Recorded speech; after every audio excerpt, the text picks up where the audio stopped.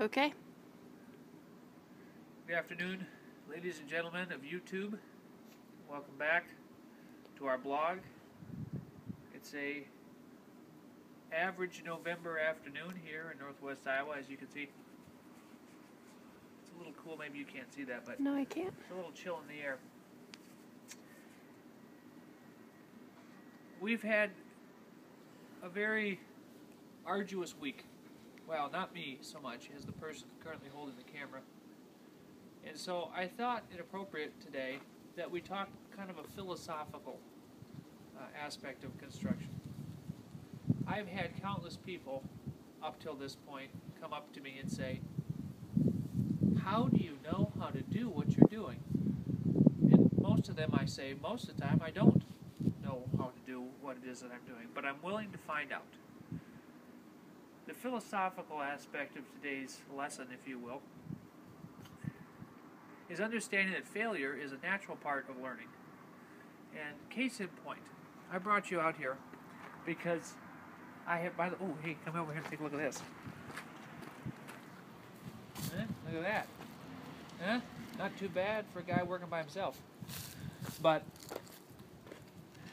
that being said, we're into this project now 7 months. 7 months. It's probably 6 months. Only about 4 months of actual construction. And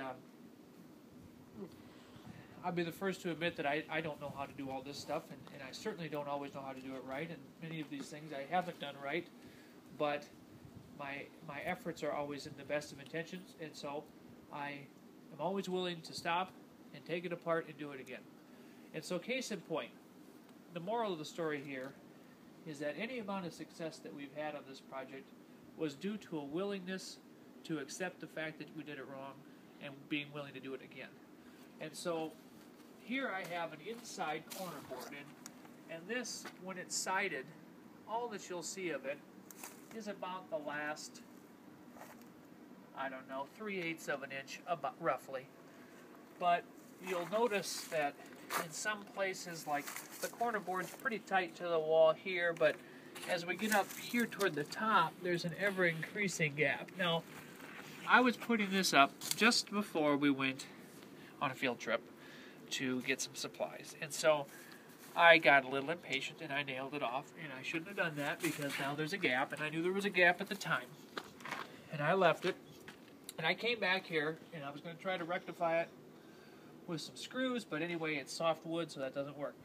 So, in typical me fashion, I am going to take this thing off and do it all over again. And I'll be honest, when we first started this project, that was probably the most frustrating part.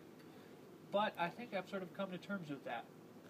And so the moral here is not to be afraid to take some risks with these kinds of things. I don't take a lot of risks. This is the biggest one ever. But I have come to grips with the fact that I'm going to make mistakes, and I've also realized that so long as I'm willing to fix them, that's not a big deal.